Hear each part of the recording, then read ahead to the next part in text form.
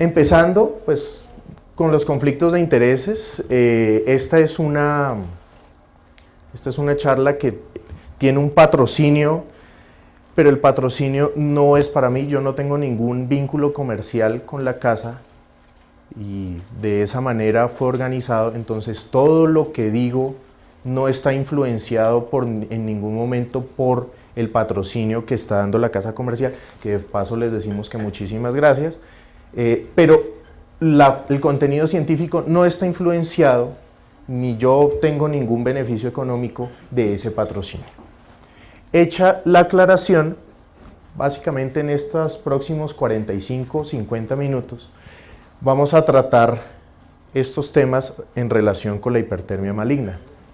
La hipertermia maligna no es solo un problema del anestesiólogo, es un problema de todas las personas que en algún momento tengan relación con un paciente quirúrgico, es decir, las enfermeras jefes, las enfermeras auxiliares, incluso de los cirujanos.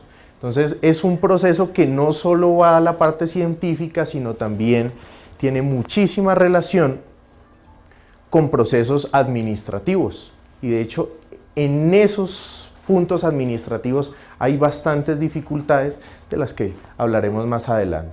Entonces vamos a tratar en toda la charla todo este tipo de dificultades y de aspectos importantes, y obviamente pues vamos a tratar de definir la situación clínica de la hipertermia maligna, vamos a hablar algo de la epidemiología, vamos a hablar algo de la fisiopatología y eso relacionado con las manifestaciones clínicas, vamos a hablar algo del tratamiento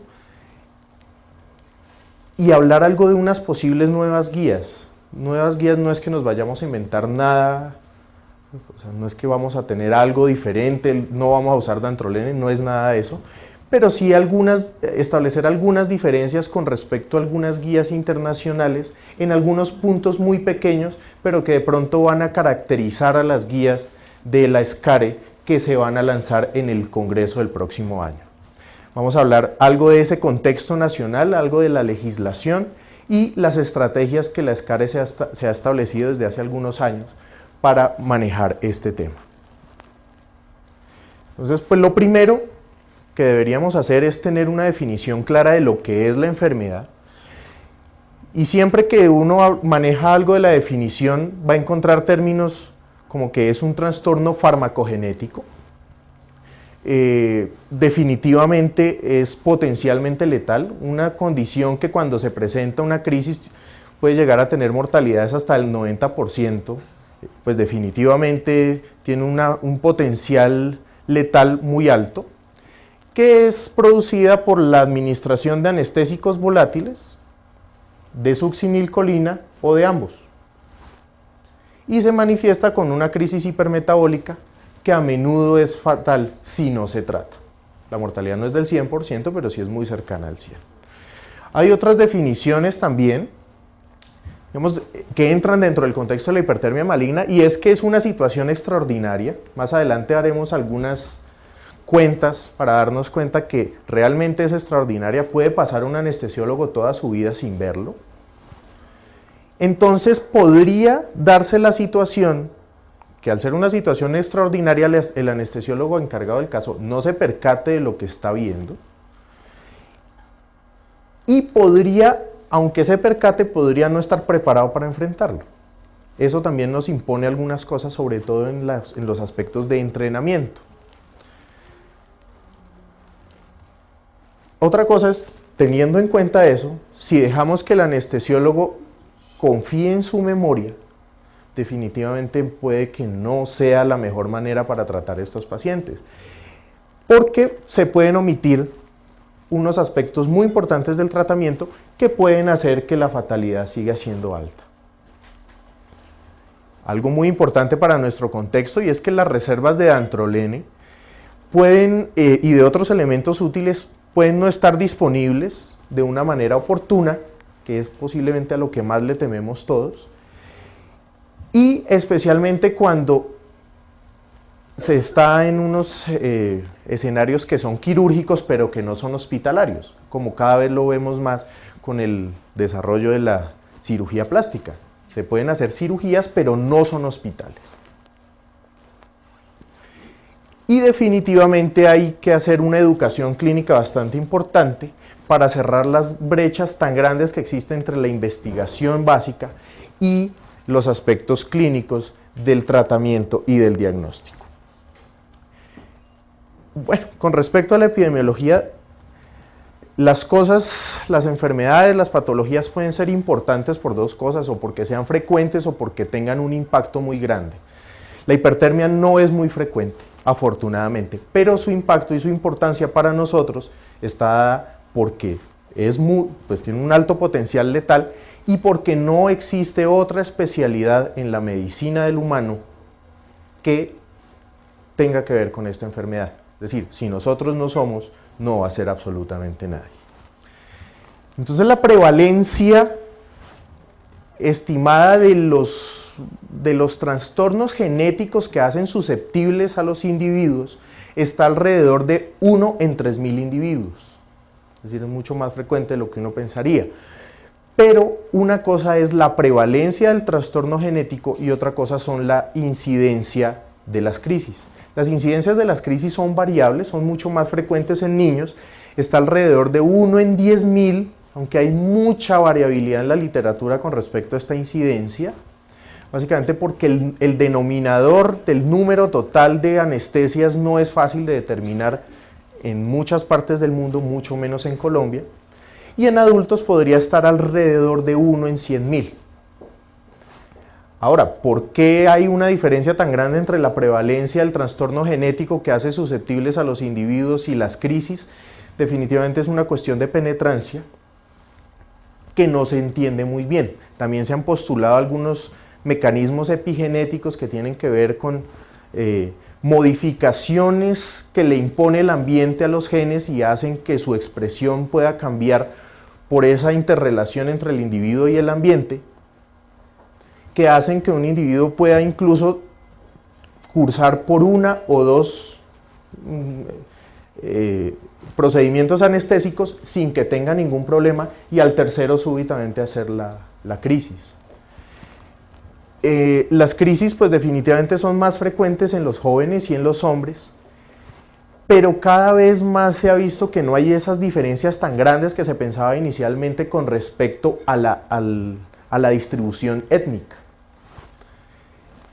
Y un punto bastante importante, y es que el paciente susceptible puede llegar a tener 1 o 2 exposiciones a los disparadores sin tener absolutamente nada, ni siquiera ningún signo de alarma mínimo. Entonces esa tranquilidad que de pronto nos daba cuando nos enfrentábamos a niños menores porque ya habían tenido algún evento anestésico, pues tampoco es que sea pues tan tranquilizador.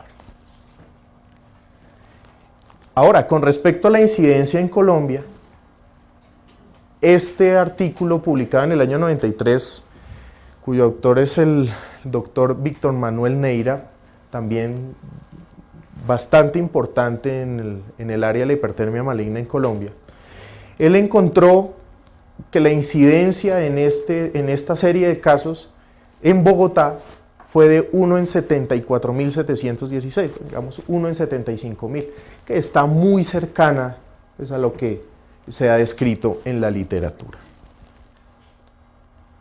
Bueno, pero con respecto a la fisiopatología,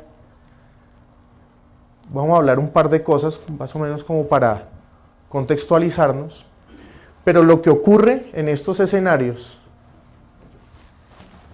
es que de pronto los que están muy atrás no alcanzan a ver, esto está magnificado aquí, esto es una célula muscular y esto es el retículo sarcoplásmico y esto es el túbulo transverso. Entonces, cuando inicia la despolarización,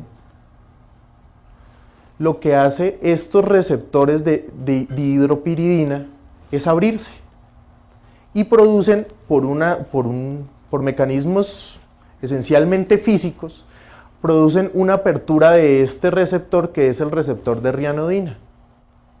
Entonces ellos normalmente lo que permiten es una salida del calcio del retículo sarcoplásmico a la célula muscular para producir, pues ese calcio es muy importante para el acople que produce la contracción muscular y posteriormente cuando el estímulo cesa, a través de estos receptores que consumen energía, ese calcio vuelve y entra.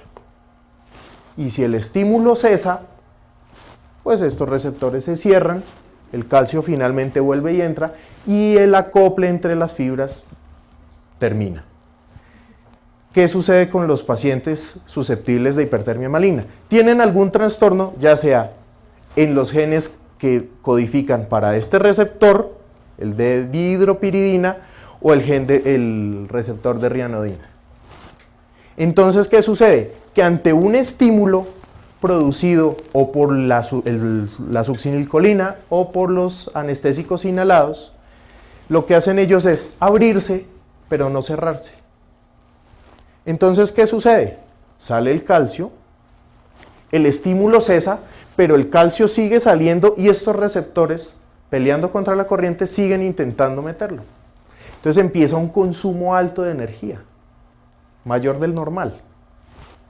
Entonces, por simple ley de la entrega y el consumo de oxígeno, las células entran en un déficit que finalmente hacen que toda su membrana entra a ser inestable, se pueden dañar, se pueden romper, se produce la liberación de las proteínas del músculo y viene toda la catástrofe. Entonces, básicamente lo que encontramos en la fisiopatología es esto: una contracción muscular sostenida por el defecto genético del que hablábamos, una rigidez muscular que puede ser evidente. Lo que siempre se ha hablado es de la rigidez del macetero, el trismo del macetero, porque el macetero es uno de los músculos más fuertes en el humano. Y obviamente, aunque todos los músculos están experimentando la misma situación, es muy evidente en el macetero, aunque no todas las crisis el anestesiólogo evidencia ese trismus del macetero. Entonces, obviamente, esa rigidez muscular produce un metabolismo aumentado, se aumenta el consumo de oxígeno, se aumenta la producción de CO2, el sistema cardiovascular es competente, trata de mantener esas necesidades, se produce la taquicardia, que es uno de los elementos importantes en el diagnóstico. Definitivamente el más importante es el aumento de la producción de CO2, pero ya cuando todo esto lleva cierto tiempo, se produce el signo que desafortunadamente le pone el nombre a la enfermedad, pero que definitivamente es tardío y que cuando se presenta ya este proceso lleva un tiempo considerable y posiblemente ya estamos perdiendo tiempo precioso con el paciente, y es que pues es como un carro andando, pues trabajando más se calienta, se produce acidosis respiratoria.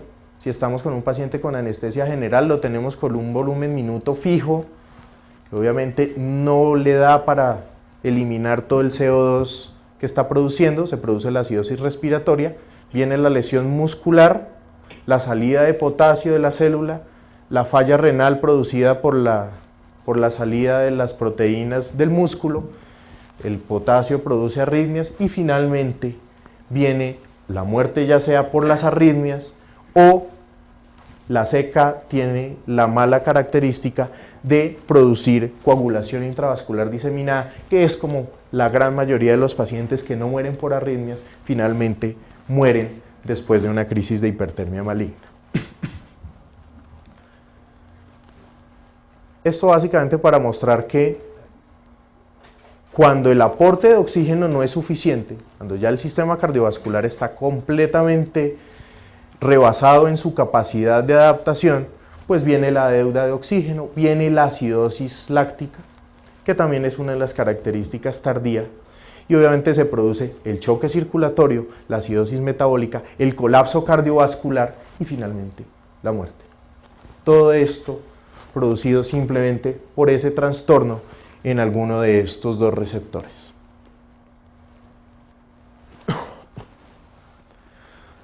Esto simplemente para ilustrar que desde hace mucho tiempo se sabe que si uno no aporta el oxígeno suficiente al consumo celular, pues se muere. lo demostró Shoemaker con pacientes no de hipertermia maligna, sino con otro tipo de poblaciones, de poblaciones quirúrgicas de alto riesgo, pero pues esto simplemente refuerza lo que hemos visto. Incluso, si nosotros llegamos a quitar o frenar todo este proceso metabólico de una manera tardía, ya cuando ese débito de oxígeno, esa deuda de oxígeno está muy grande, la falla orgánica múltiple puede llegar, independiente que ya hayamos eliminado la causa. Entonces estamos ante dos situaciones para el tratamiento, no solo de magnitud, es decir, es una condición que se debe tratar contundentemente y también se debe tratar rápidamente, porque de eso depende la sobrevida de los pacientes y posiblemente de ese pequeño 10% de mortalidad de los pacientes que reciben dantrolene, hay una gran importancia de los que lo reciben de una manera tardía. Bueno, pero ¿cuáles son los medicamentos que se consideran seguros o inseguros para producir hipertermia maligna? Entonces se denominan disparadores, lo que ya habíamos hablado, todos los medicamentos anestésicos inhalados, especialmente pues el ceborane, el isoflurano, el enflurano, el alotano, y de los bloqueadores musculares despolarizantes, la succinilcolina.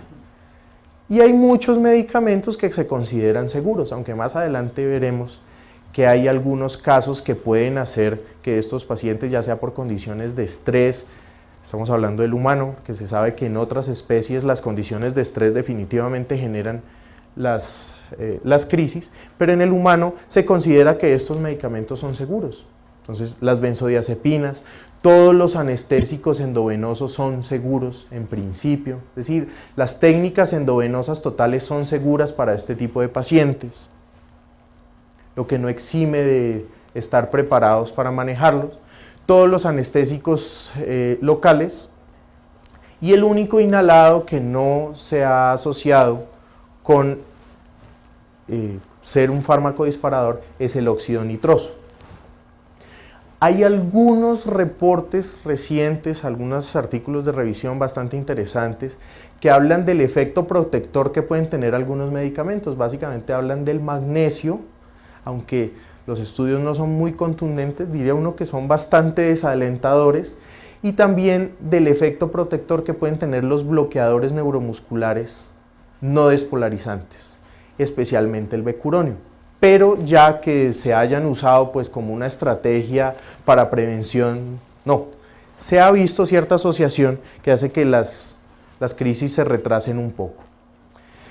Bueno, y con respecto al tratamiento, esto es básicamente lo que se ha hablado siempre. Y este es el póster que habla, que ha manejado desde hace mucho tiempo la Asociación Norteamericana de Hipertermia Maligna.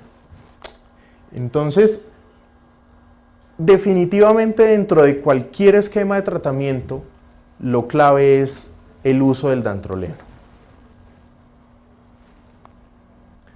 El dantroleno, que se inició su aplicación clínica en 1979 y que fue algo absolutamente contundente.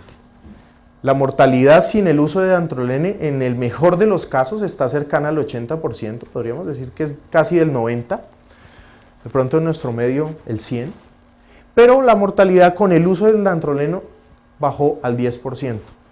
Esto es algo absolutamente contundente, no hay intervenciones que sean, es decir, hay intervenciones que nosotros usamos mucho más frecuente y con mucha confianza, pero no son ni siquiera así de efectivas. El dantrolene es definitivamente efectivo, tiene un NNT de 1.4, es decir, si lo llevamos, es decir, por cada paciente que se trate, tenemos una alta probabilidad de tener un muy buen resultado. Entonces el dantrolene tiene una pequeña dificultad y es la disolución dentro del frasquito.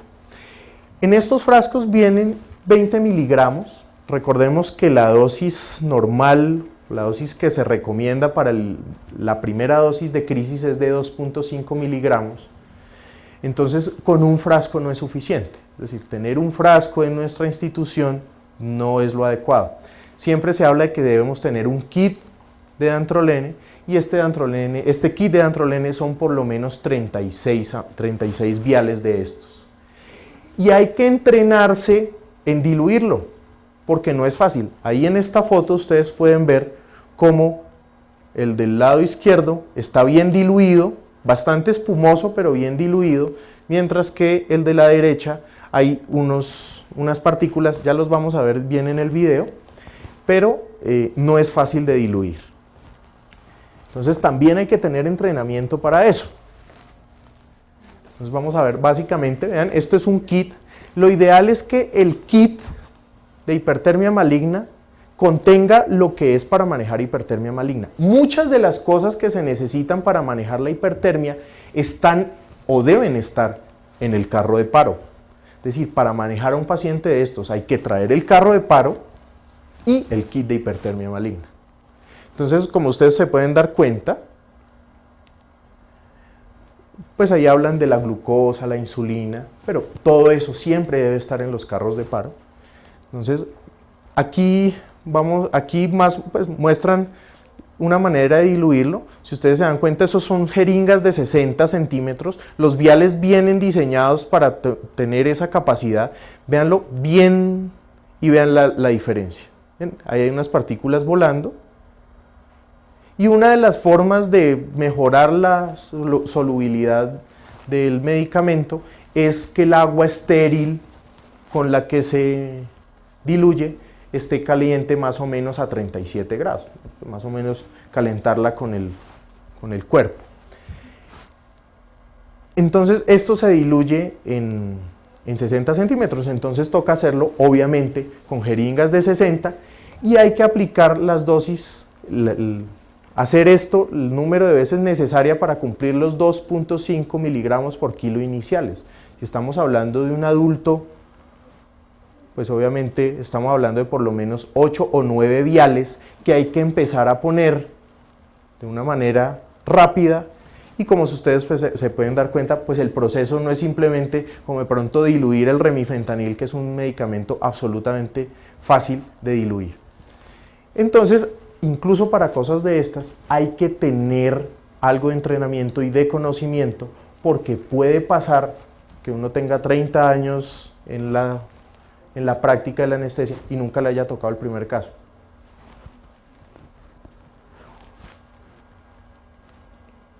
La manera en la que alguna vez en uno de los documentos que el doctor Rojas generó para la ESCARE se recomendaba diluir era de esta manera, que definitivamente es mucho más fácil, donde a través de una llave de 3 vías se obtiene el líquido y simplemente se introduce en el vial y no puedes hacer el proceso como lo veíamos en el video, aunque el video es oficial de la Asociación Norteamericana. Obviamente hay muchos más detalles con respecto al uso del dantrolene, pero pues, estos son, digamos, como los aspectos más importantes.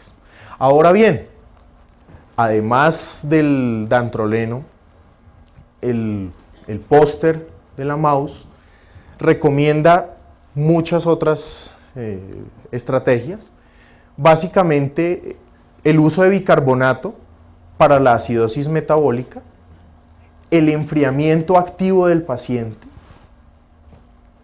el manejo de las arritmias, que básicamente se puede hacer se debe hacer con prácticamente cualquier antiarrítmico, excepto con los bloqueadores de canales de calcio, porque pueden empeorar la situación.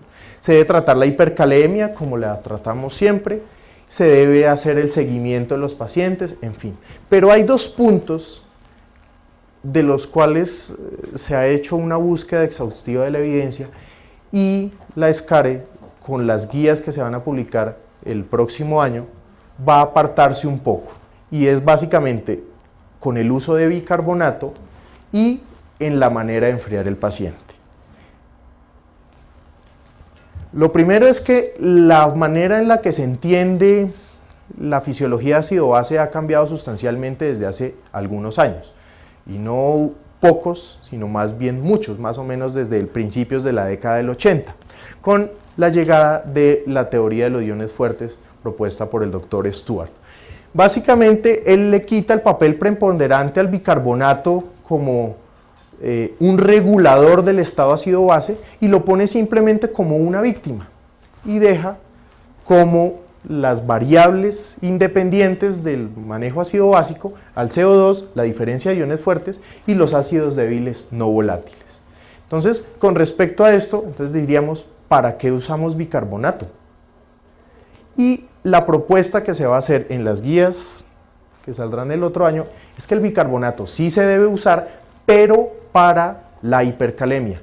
Es decir, si el paciente está normocalémico ya consecuencia del manejo, pero sigue acidótico, pues hay que manejarle la acidosis posiblemente con soporte cardiovascular, de pronto con algo de soporte renal, pero definitivamente no con bicarbonato. Y ahora, ¿por qué el bicarbonato para la hipercalemia?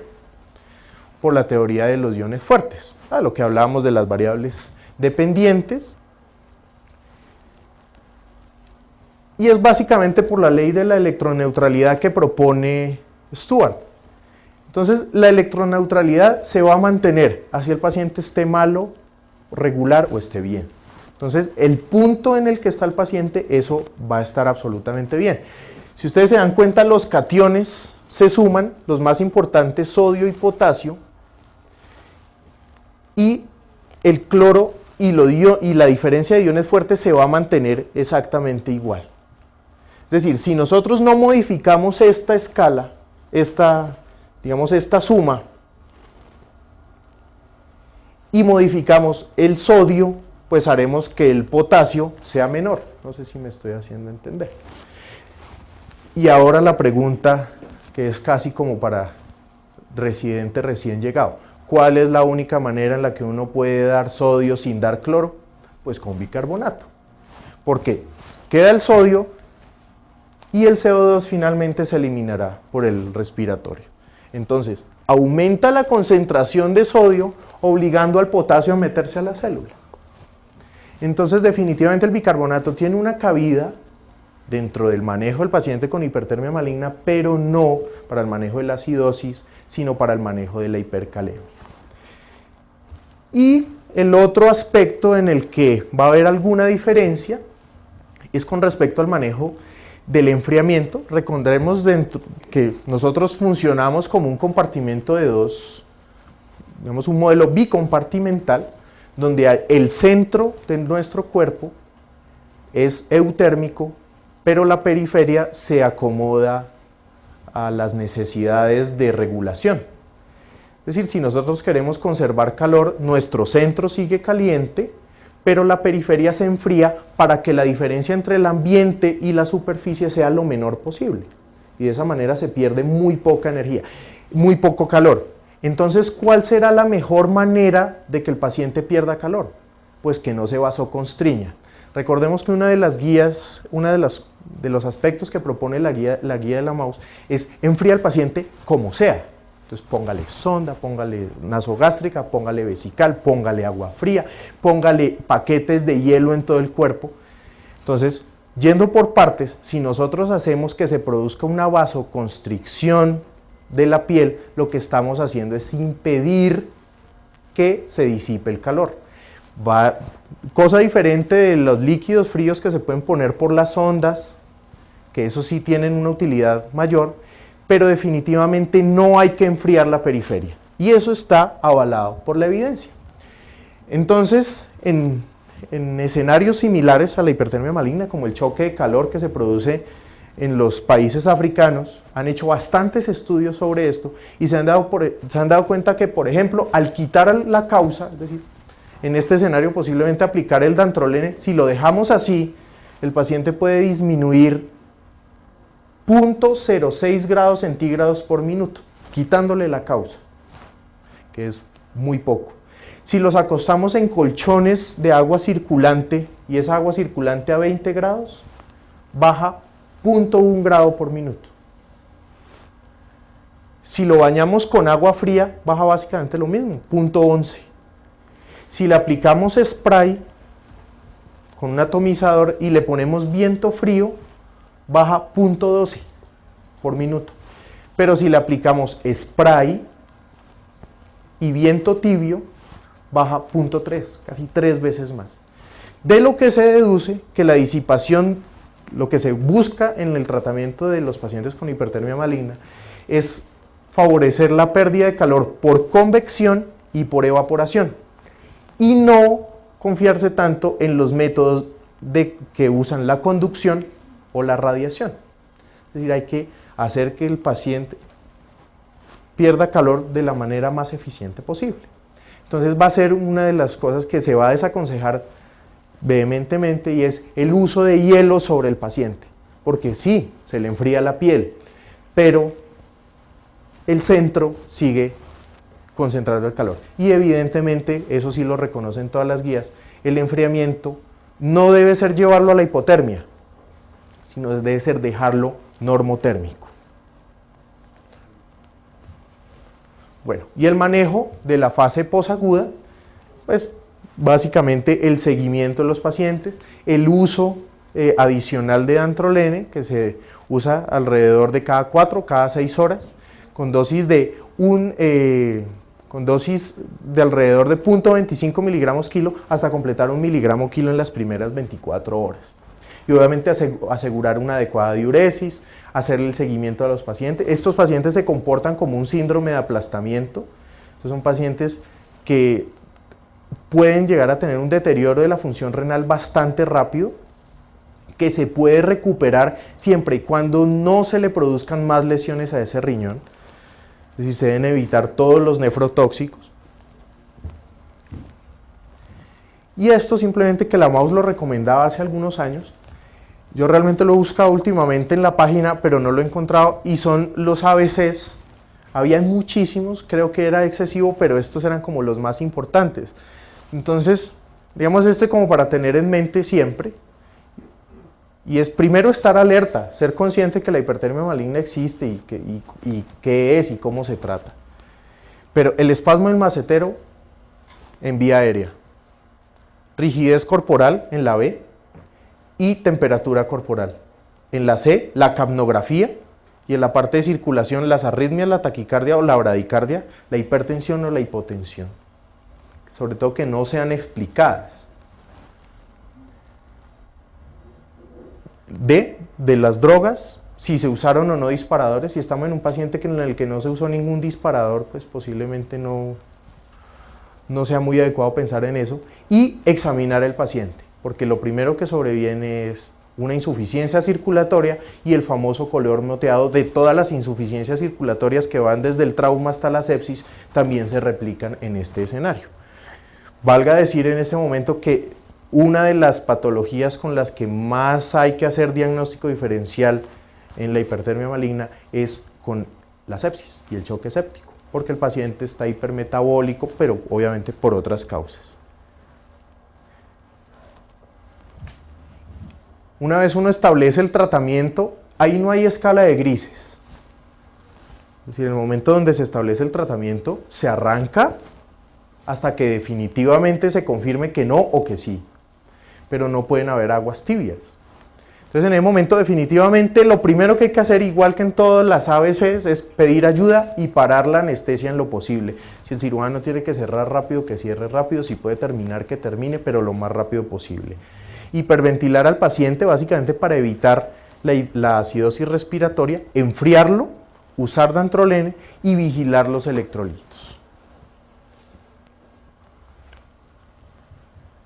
Ahora que lo que les decía de la sepsis, una de las cosas que más nos dañó esta historia del diagnóstico diferencial fue un reporte bastante reciente, de hace un par de años, donde un paciente susceptible, diagnosticado genéticamente, en el transcurso de una sepsis, sin estar en ningún momento expuesto a un medicamento disparador, hizo la crisis. Entonces, la sepsis puede ser, en algunos casos, ser diferente de la hipertermia, pero en algunos pacientes podría llegar, al menos en ese caso, fue el disparador. La sepsis llevó al paciente a tener la crisis de hipertermia maligna. Bueno, pero ¿en qué situación estamos en Colombia?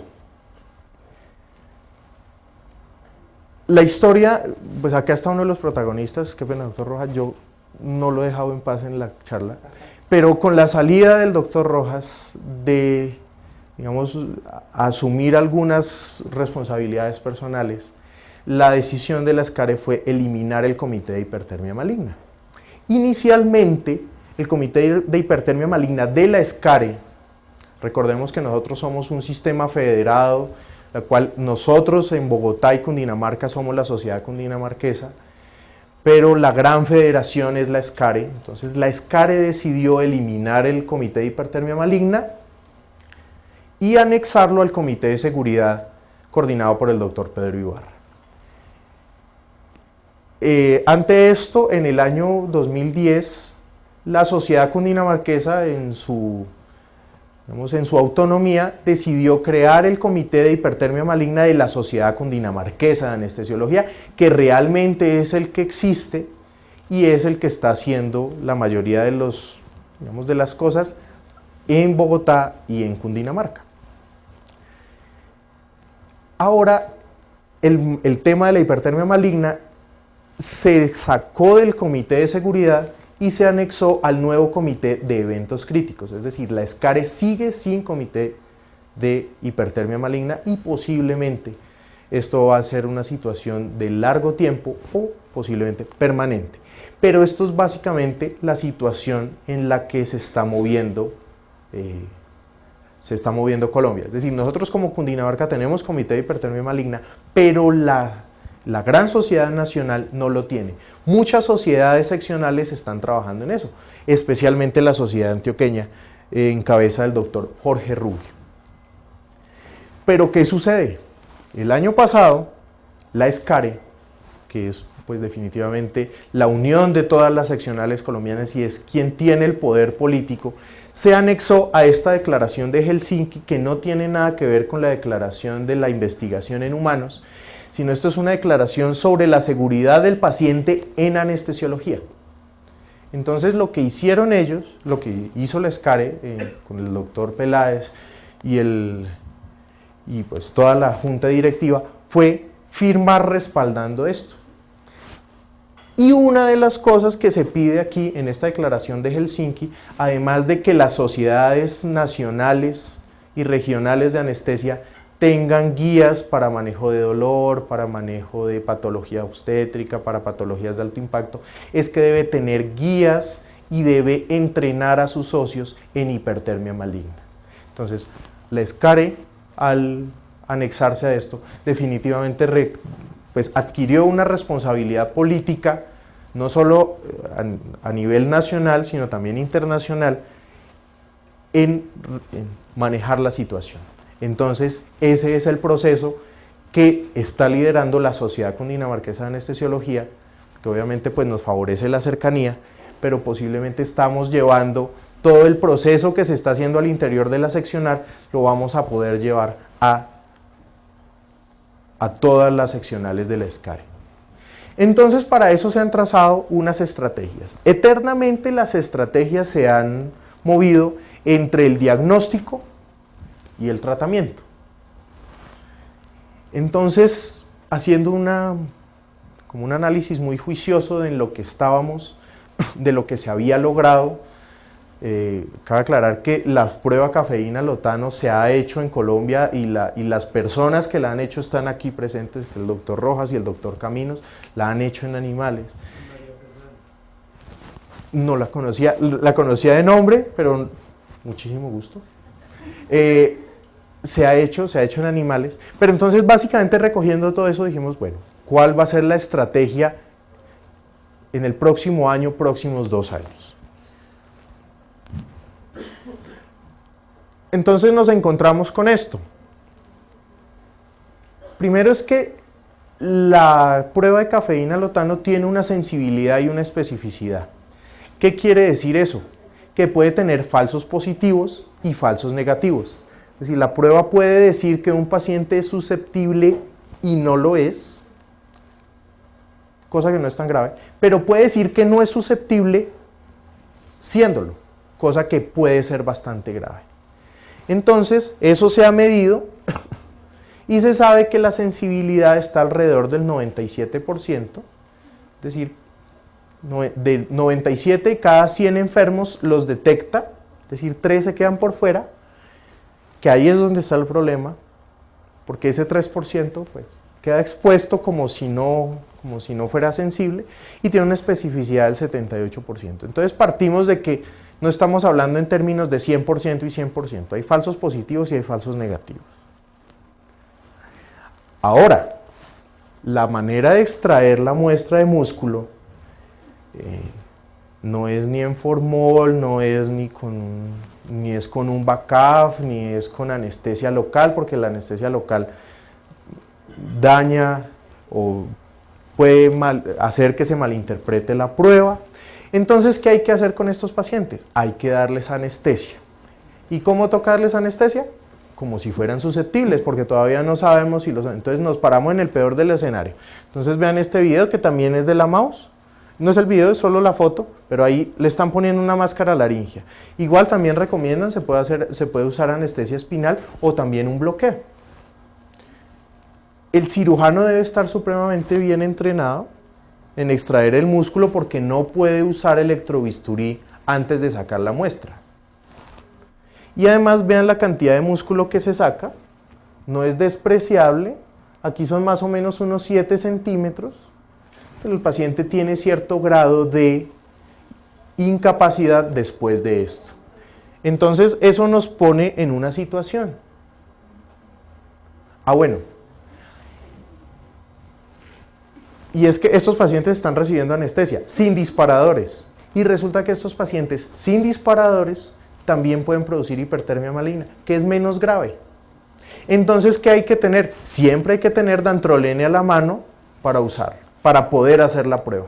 Digamos, esto es la logística inicial para poder montar la prueba, independiente de lo que sucede en el laboratorio, que también hay que tener una logística que es bastante importante para tratar ese músculo, además que ese músculo no se puede fijar ni en formol, no se puede, es decir, eso no es una patología común y corriente. Entonces también se presenta, la incidencia de hipertermia maligna en estos pacientes va en este estudio fue del 0,5%, es decir, 1 de cada 200 pacientes presentaron hipertermia maligna, pero el intervalo de confianza va entre 0,1 y 1% aproximadamente. Entonces, ¿cuál es la realidad de la prueba? No la tenemos en Colombia instaurada. Se ha hecho, pero no está instaurada. Entonces, la biopsia se debe tomar en un procedimiento invasivo que requiere por lo menos anestesia regional, pero puede requerir anestesia general. Da una incapacidad relativa entre 2 y 7 días. Solo se puede hacer en centros especializados, es decir, al no poderse fijar el músculo, no podemos tomar el músculo aquí y enviar el músculo a Estados Unidos a que lo procesen. Y la prueba es costosa. Entonces, y hay que tener dantrolene. Entonces, obviamente, este es el estudio del doctor Rojas, de los cuales se lo recomiendo, es muy bien hecho. Se hizo en las instalaciones de la Universidad Nacional, se lo recomiendo, definitivamente es algo que hay que leer porque se hizo en Colombia. Y eso nos saca un poco de la oscuridad en la que es que aquí nunca se ha hecho absolutamente nada, sí se ha hecho. Entonces hay que tener dantrolene. Otra alternativa diríamos, oiga, no, pues busquemos a los pacientes con la susceptibilidad genética. Pues eso sí se puede hacer, le tomamos una muestra, las mandamos, incluso en el laboratorio de genética de la Universidad Nacional lo hacen. ¿Se puede enviar al extranjero? También. El problema es que hasta ahora se están identificando las mutaciones. Entonces, si estamos de buenas y el paciente tiene una de las mutaciones descritas, lo descubrimos, perfecto, ya podemos decir qué es. Pero puede que el paciente tenga una de las mutaciones que no es de las que ya se ha descrito. Entonces, ¿qué hacemos? ¿Será que es sensible o no es sensible? Entonces, el diagnóstico genético, que es un proceso que hay que ir haciendo, tampoco nos va a definir cuáles son los pacientes susceptibles o no lo son.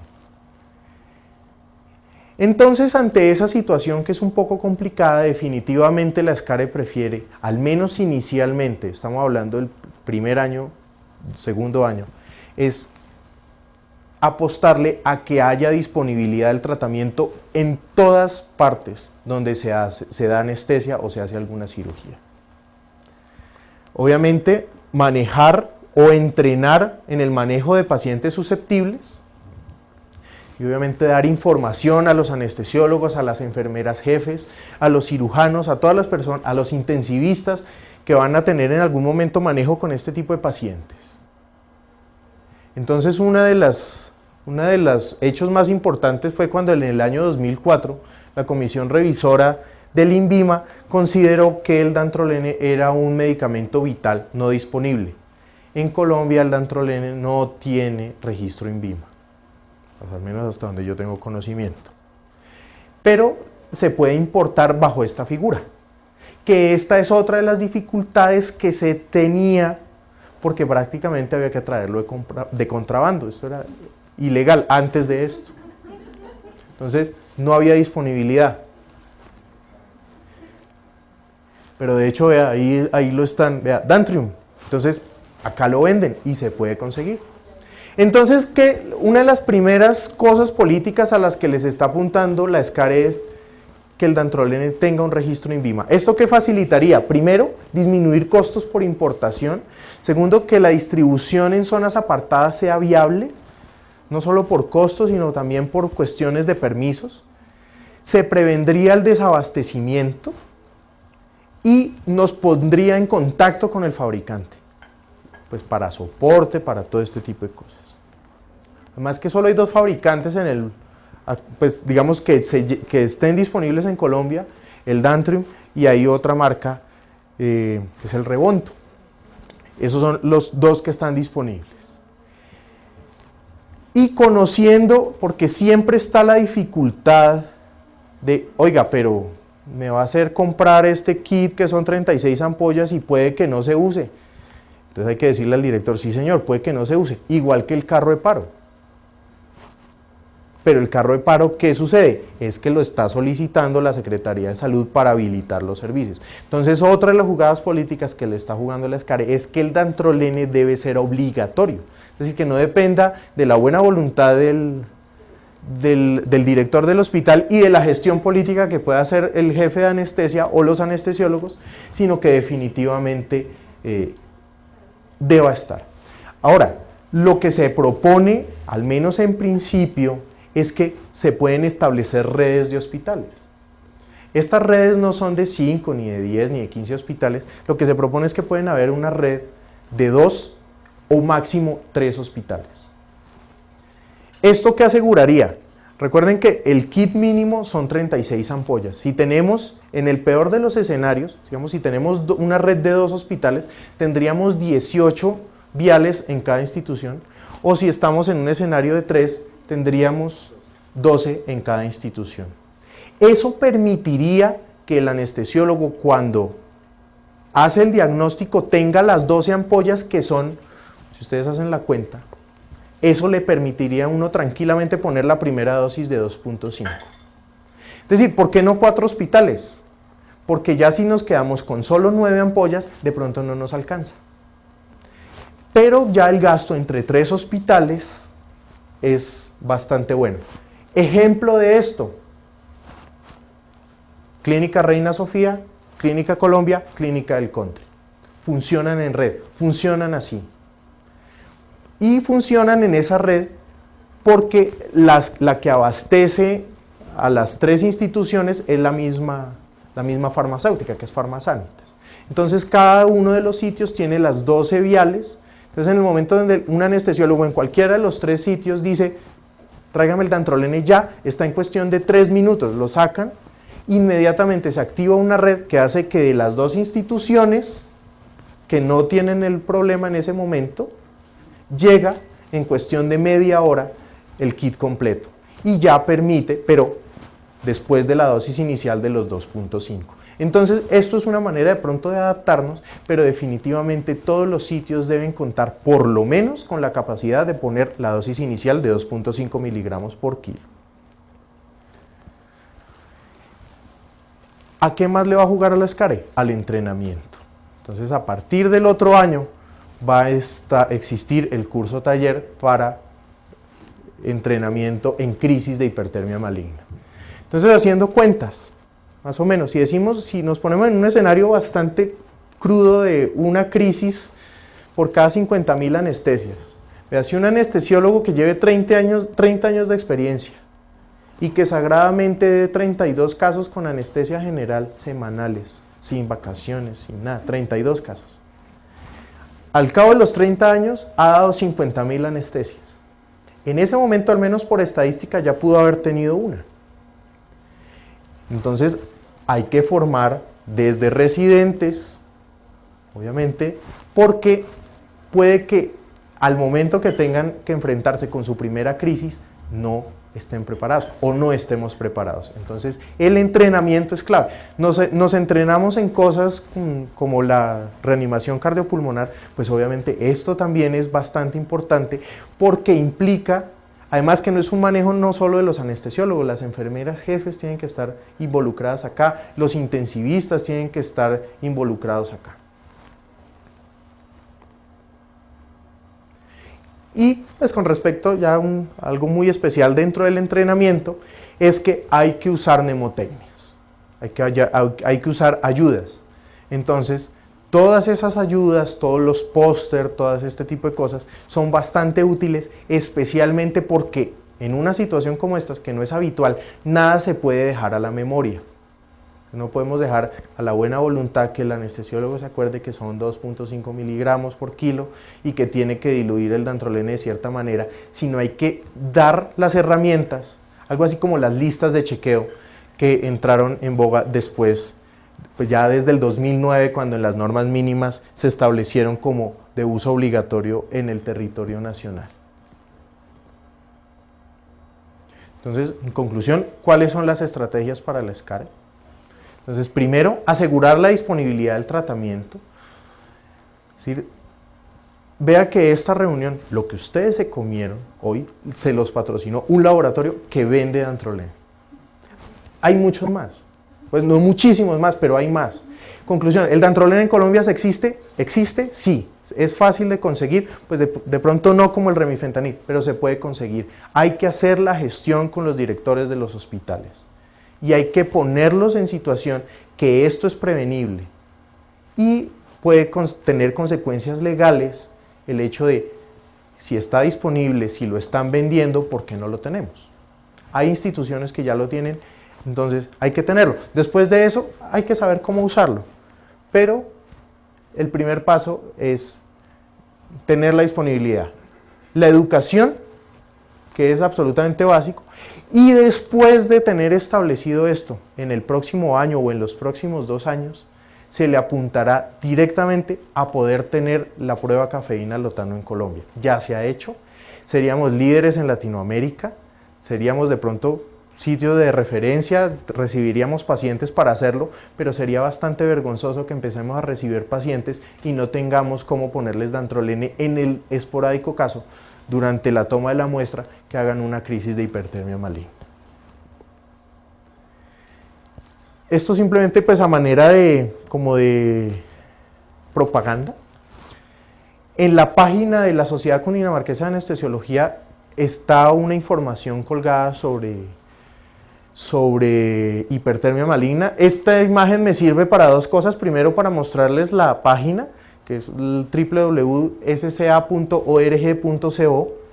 y segundo es que es absolutamente compatible con iPad, entonces la pueden ver en cualquier momento. Esa es una imagen tomada del iPad, pero en la parte final, ustedes lo que encuentran ahí es un link, pues no es despreciable, es un poco grande, donde está la información y se va a colgar esta información que estamos poniendo y todas las informaciones que vengan sobre las gestiones que esté haciendo el Comité de Hipertermia Maligna de la Sociedad Cundinamarquesa. Muchas gracias.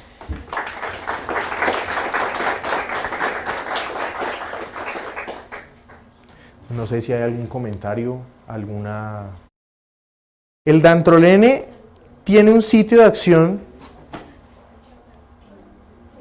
que incluso lo que hizo fue permitió incluso entender un poco más de la fisiopatología, ¿no? Que ahora no va a ser acá. Entonces el dantrolene actúa acá, en el receptor de la rianodina. Entonces el anormalmente abierto, lo que llega al dantrolene es obligar a cerrarse. De hecho, una de las cosas es que el paciente cuando recibe dantrolene puede tener el efecto de un relajante neuromuscular. Porque no sale el calcio para producir el acople normal del músculo. Entonces estos pacientes se pueden sentir relajados, sobre todo si estamos en un caso de pronto de una crisis detectada en el posoperatorio. Es decir, posiblemente estos pacientes se puedan llegar a requerir intubación solo por eso. Tiene un efecto relajante neuromuscular débil, o sea, no es como el pancuronio o el becuronio, pero lo tiene, porque actúa ahí cerrando el receptor, que está anormalmente abierto. Me gustaría comentar y comenzar de sus comentarios más importantes hacia atrás, hablando de la red. El dantroleno, en alguna ocasión, después de tanto molestar a Procter & Gamble, que es el dueño de la molécula, fue el dueño de la molécula hasta hace aproximadamente 10 años. La molécula ya no solamente pertenece a Procter & Gamble, sino también hay una molécula que es con el permiso de todos y gracias por la cena que nos dieron, pero es más barata que lo que se está presentando aquí. Se estableció una red, se pidió una red para el distrito especial que tiene la obligación de tener esa red. Se estableció una red nacional por el regalo de 10 kits de dantroleno sódico. La red sí puede manejar las 4 instituciones y en efecto se ha usado en muchas ocasiones, porque aquí Colsanitas y Saltcop compraron sendos kits. En una ocasión compraron 3, en otra ocasión compraron 4 y se fueron distribuyendo. El problema más importante es el diagnóstico intraoperatorio de la crisis. El diagnóstico que se sospeche de un paciente, pues se va a hacer por la prueba de cafeína-lotano, y para eso fue que se montó la prueba de cafeína-lotano, para posteriormente hacer toda la cuestión de tipo de biología molecular que se hace en la Universidad Nacional. Pero la red existe y ustedes que han cogido las banderas y que van a coger las banderas con el tiempo, deben hacer esa idea, tener esa idea, porque cuando el síndrome se presenta en Colombia, como dijo el doctor Rincón, no es el 80%, es el 100% de mortalidad. Si no hay de mortalidad, quedémonos en el 80%, pero el 20% de los que sobreviven con lesión renal, con lesión muscular, con lesión hepática, con lesión cerebral. De manera que me alegra sobremanera que de un momento a otro otra vez se volvió a hablar de hipertermia maligna, a pesar de mis ocupaciones. No pude seguir trabajando en ello por múltiples otros problemas. Es posible, y de nuevo con todo el respeto, porque yo he trabajado demasiado sobre esto, es posible que el dantroleno se pueda traer en otra forma, con otros costos y con otras previsiones, porque todo esto se produjo a través de la presión que se hizo mundialmente, a través del AMHOUSE, de muchas personas que trabajamos en hipertermia maligna, para que el precio se bajara y se pudiera distribuir en todos los países del mundo. Acabo de leer un artículo de Rusia, no tienen dantroleno. No hay dantroleno en Rusia. El doctor López Padrino fue uno de los principales investigadores en hipertermia maligna venezolano. No hay dantroleno en Venezuela, no hay dantroleno en el Perú. Todavía me escriben muchas personas diciendo que no hay dantroleno en el Perú, que no hay dantroleno en Ecuador, que no hay dantroleno en Panamá, que era un sitio donde nosotros podíamos traerlo. El principal problema de todo lo que hablemos en el tratamiento, es el dantroleno, y por eso me he enfatizado lo que yo he dicho aquí.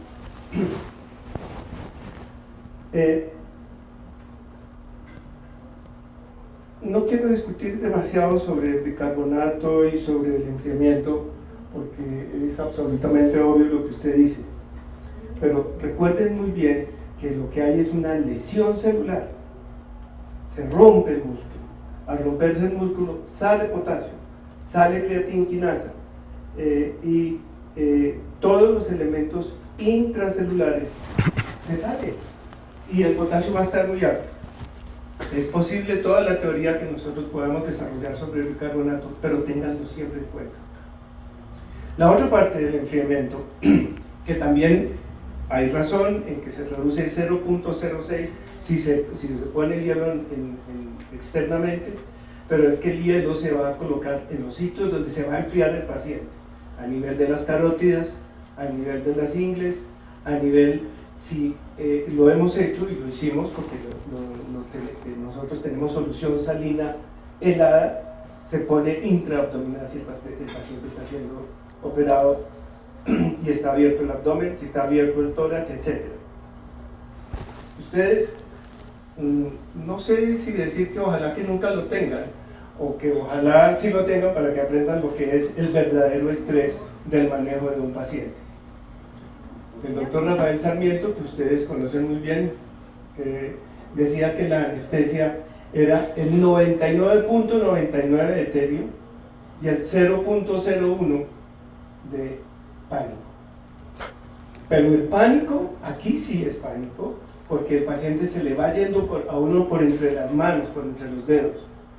¿Sí? El paciente se va muriendo y usted no sabe qué hacer, no sabe qué responder. Por eso hay que tener dantroleno.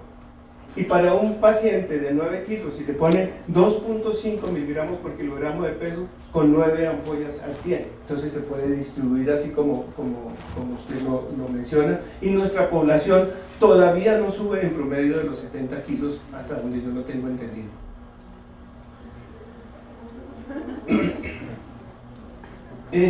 Quería también, y por eso vinimos, el profe Caminos, María Fernanda y yo, recalcarles lo de la prueba de cafeína lotano y que ojalá la sociedad continúe colaborando con la prueba para ponerla.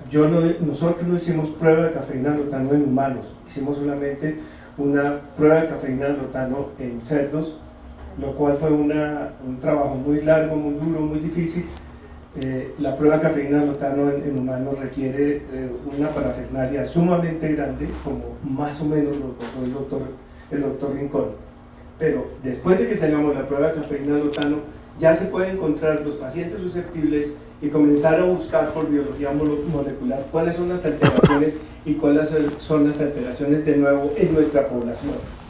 Hemos tenido pacientes de raza negra, pacientes de raza indígena, etnia nuestra, pacientes, tuvimos aquí una paciente que se murió, que hubo inclusive que hacerle una amputación de una pierna por la rhabdomiolisis tan severa que había del centro de Europa. Ella procedía del centro de Europa, de la misma familia de un futbolista que siempre pensaba yo, ¿cuándo será que este futbolista va a hacer una crisis en pleno partido de fútbol y tocaba correr? Acuérdense que hubo la muerte de un atleta vallecaucana porque no hubo dantroleno y el dantroleno estaba al otro lado de la institución donde murió la paciente. Quería hacerles caer en cuenta que la hipertermia, por fortuna, de nuevo volvemos a hablar, tiene una historia muy larga en nuestro país, se ha trabajado mucho. El doctor Neira, como lo mencionó el doctor Rincón, ha trabajado en esto. Él fue una de las personas que ideó el ABC de la hipertermia maligna. Se lo enunciamos al doctor Rosenberg. El doctor Rosenberg es el presidente de la INHOUSE, Malignant Hyperthermia Association of the United States, es el doctor Rosenberg, y él después lo montó en diferentes sitios y en la misma página de la INHOUSE. Muchas gracias por oírme. Siento mucho tener que hablar tan largo y decir las cosas que estoy diciendo, pero como él lo mencionó, yo tendría la obligación de decirles a ustedes esto y decirles: cojan las banderas. Hay un lugar donde pueden trabajar, donde pueden hacer investigación científica, que es en biología molecular de la Universidad Nacional, donde el doctor Caminos, que es el gran jefe de eso, los acoge a todos, a todo el mundo lo acoge, y a todo el mundo le ayuda, incluido el doctor Rincón, que en una época quiso hacer una tesis de grado con nosotros allí. Muchas gracias, doctor. Bueno, muchísimas gracias. No sé, ¿algún doctor Rincón, alguna hora, algún tiempo para poner el dantrolene modificando la mortalidad? Y si hay sitios de Colombia donde se haya detectado, o el doctor Rojas, mayor incidencia de casos de hipertermia maligna. La primera pregunta, doctor, usted estuvo aquí en el simposio y eso lo hablamos y lo discutimos muchísimo con los argentinos y con muchas otras personas. Aquí han venido los dos principales investigadores del mundo, que es la doctora Helle Erding de Dinamarca, que fue la que hizo el primer estudio y que notó que había un caso entre 250.000 anestesias. Posteriormente, lo que se llegó a concluir es que, de acuerdo a los estudios de biología molecular de la doctora Monnier, la prevalencia puede ser de 1 en 2.200, lo que usted mencionaba, entre 3 y 5.000. La crisis de hipertermia maligna, como lo mencionó el doctor Rincón, acontece en esa forma, pero no es una cuestión absolutamente arreglada. Ha habido desarrollo de la hipertermia maligna en el transcurso de cirugías de 17 horas. Al cabo de la 17ª comienza a tener el problema y eso se publicó en el año 89. Hay hipertermias absolutamente fulminantes que si uno no le aplica el dantroleno sódico, inmediatamente se mueren porque la crisis es absolutamente fulminante. El doctor pregunta es porque él estuvo trabajando en eso y él lo hizo y lo ha mencionado en algunas conferencias que ha dictado. No hay tiempos, es decir, ante la sospecha lo mejor es aplicar el dantroleno sódico. ¿Cuál es el problema de aplicar el dantroleno sódico? Una ligera relajación. Aquí tuvimos dantroleno sódico, aquí se produjo dantroleno sódico en Colombia. Y las personas que empacaban el dantroleno sódico, porque se utilizó fue para los síndromes espásticos, tenían que trabajar 3 días y descansar 8 días, porque no podían de la cefalea y de la relajación muscular que les acontecía. ¿Me repite su segunda pregunta? La distribución geográfica, okay. Si se ha visto alguna... En términos generales, durante el tiempo que yo estuve, nosotros creamos el comité en 1981, desde esa época estuve trabajando, teníamos en promedio entre 4 y 6 crisis fulminantes. Generalmente me llamaban de Medellín, de Bucaramanga y alguna vez me llamaron de la costa. Lo que pasa es que yo no quise hacer ningún tipo de estadística por múltiples razones. Al ser nosotros epidemiólogos, entendemos que si no tenemos razones, si no tenemos la prueba de oro, no podemos ponernos a hacer determinadas estadísticas que pueden confundir. Pero en todas las razas se han presentado, ¿sí? Uno muy importante son los de la raza paez, los indígenas paeses, que teníamos un paciente listo para hacer la biopsia, pero los países no dejaron. El problema es que no hay entrenamiento. La primera vez que se dijo de la mortalidad era de el 80%. En el mundo y en las partes donde todo esto se entrenó, se bajó la mortalidad del 80 al 50 en el primer año y posteriormente en todas esas personas con entrenamiento y conociendo los problemas se bajó al 5%. El objetivo de los Estados Unidos es el tener 0%. En términos generales, me llamaban porque eran los sitios donde yo iba a dictar conferencias, porque eran los sitios donde estaban más interesados y donde había escuelas explicando esto. Ustedes se van a dar cuenta que la incidencia de la hipertermia y de los casos de hipertermia van a aumentar en la medida que el doctor Rincón siga hablando de la hipertermia maligna. Es lo único que se puede decir ahorita. Gracias. Lo único que yo iba a comentar adicional es que en la red que le mencioné se dejaron o sea, máximo 3, porque en las 3 clínicas se hace bariátrica.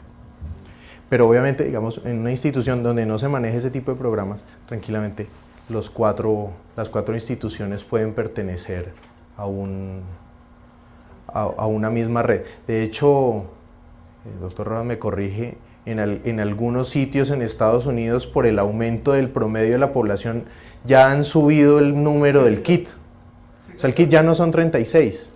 Y nosotros vamos galopando, pues, digamos, estamos un poco lejos, pero si seguimos así, nuestro kit próximamente va a ser de 40, de 44. Nosotros todos como país, bueno, personalmente de pronto, pero, en fin. No, es muy importante su anotación, y sí lo han subido. Ya ahorita no le hacen el cálculo de los 70 kilos como se hacía, sino se está haciendo con 84. Sí, entonces, digamos, esas son cosas también que se deben ajustar en cada red, cada pequeña red que se establezca.